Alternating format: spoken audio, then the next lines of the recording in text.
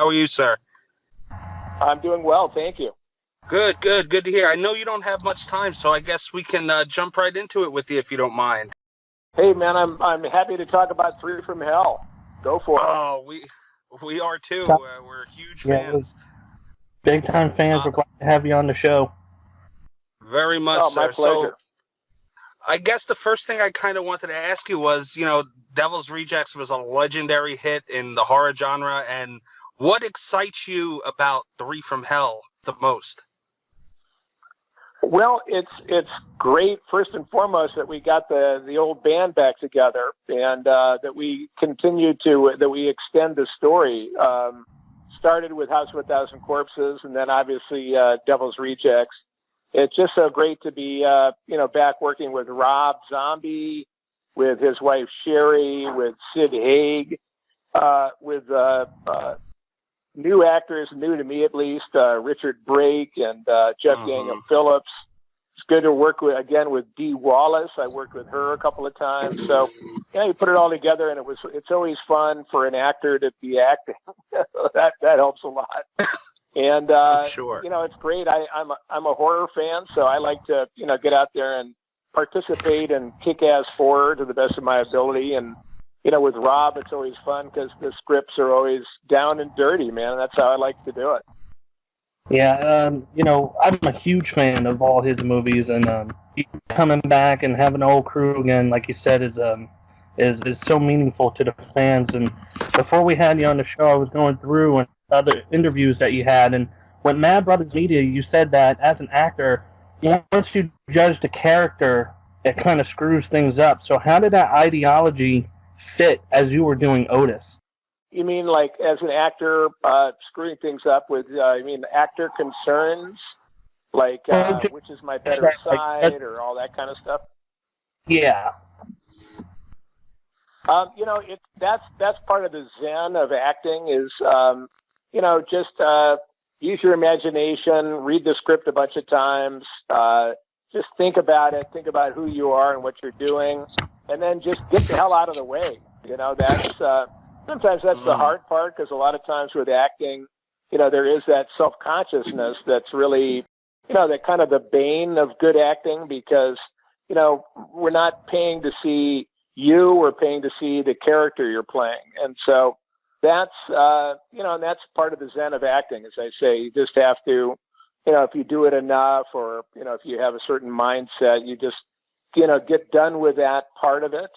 At the same time, you've got to hit your marks. You've got to remember your lines. You've got to know what you're doing, who's what in the scene. So, there's obviously a lot of technical aspects to acting, but ultimately get out of the way. In this case, just let Otis be Otis, and everything is going to work out just fine. Well, you kind of took my next question. I was going to say, with you have so many big personalities in this film, and I think it was the same with Devil's Rejects, obviously similar cast. You have Rob Zombie behind the camera, and yourself, you're such a prominent actor, and you have Sherry Moon Zombie and Sid Haig, who's, we could spend all day talking about him as an actor. What is it like when you guys all get on set and, you have so many big personalities with such important roles? At this point, it must be kind of second nature because you're on your second film together. But what was it like kind of getting on set together? Did you know that Devil's Rejects was going to be as big as it was? Kind of, I guess, is my question. No, not really. And I think it all goes back to Rob Zombie, who's got a really good eye for casting, different actors. I think it's really important that actors get out of the way and leave their egos in the trailer, if they've got a trailer, because just play the story and what's on paper, and just play the relationships. There are certainly plenty of actors who are all about them. They kind of try to hog the camera or jump your lines, or there are all kinds of kind of tricks, actor tricks, which don't really help the movie at all. They just kind of make everybody kind of defensive. With Rob's on Rob Zombie's sets, there's never any of that. Rob is basically he's already figured that out before he hires people. So, he always gets people that play well together. I love working with Sid Haig. I love working with Sherry. I loved working with Richard Brake. Nobody's trying to hog anything, hog a scene, do any of that kind of crap. And it makes everything so much easier because then you just play your part, you play the story, and, and you just try to do your best. Yeah, it seems like you guys really do have a lot of chemistry, and that's what makes the movie so special, because even in The Devil's Reject, they kind of turned it into where we were rooting for you guys as the villains, and that bond and chemistry that you guys had really stood out. But when Rob reached out to you to play Otis, do you think it had anything to do with the beard? I feel like there's power behind the beard.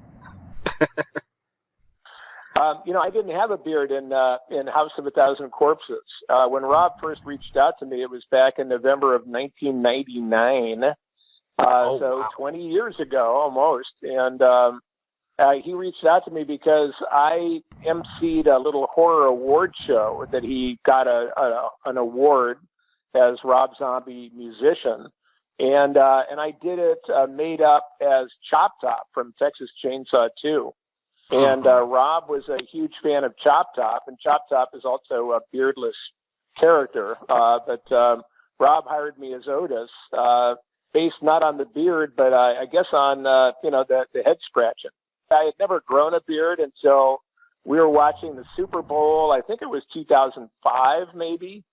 Super Bowl. I was over at Rob's house, and he said, "We're going to do another one," meaning The Devil's Rejects, and this is how I envision you looking. And he drew a picture on a paper plate that I still have, by the way. And it looked more like an Allman Brother than Otis from House of a Thousand Corpses, including the beard. And I said, "Well, I've never grown a beard. How do you do it?" And he said, "You stop shaving." So I was like, "Oh, yeah, duh." He's a genius. Yeah. And this beard came out of me. I didn't know it was hiding in my chin. I know we're going to be wrapping up soon, and Mr. Moseley, we know how much of a huge horror fan you are. I know sometimes actors get into it and they don't really have a passion for the genre. You obviously do. I have a kind of off-topic question. I'm going to put you on the spot a little bit. If you could put yourself, we know you've had legendary roles, but if you could put yourself in a horror franchise that you haven't been in, is there one you'd be able to pick? They wouldn't be franchises if they didn't have their actors all in place. Sure. Whether it's Nightmare on Elm Street or, Friday the 13th. I'm not as big as Kane, so I don't know if I could swing the machete the same way.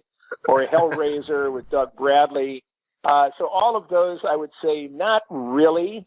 I do regret, I gotta say, that there was only that Chop Top from Chainsaw 2 was one and done. I really would have loved to have played Chop Top at least one more time, if not more than once.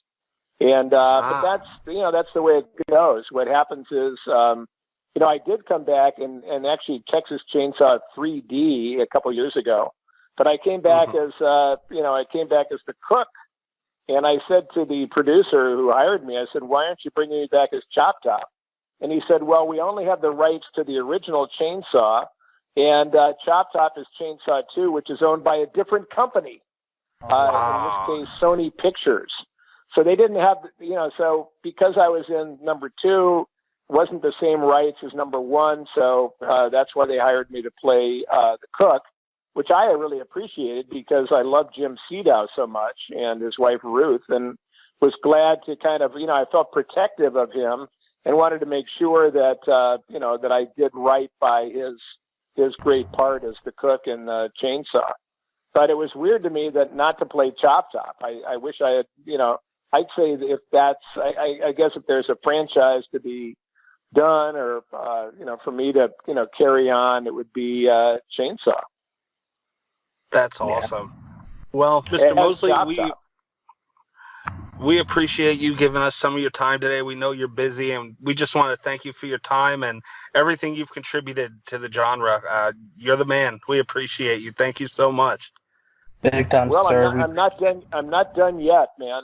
And so thank you for supporting Three from Hell, and let's hope there's a lot more to come. Yes, Anytime. yes, we're gonna be promoting the hell out of that this week. No pun intended. All right. I appreciate it. Thank you. You have a great day, sir. Thank you. All right. Thanks very much, guys. Bye-bye. All right. Bye-bye.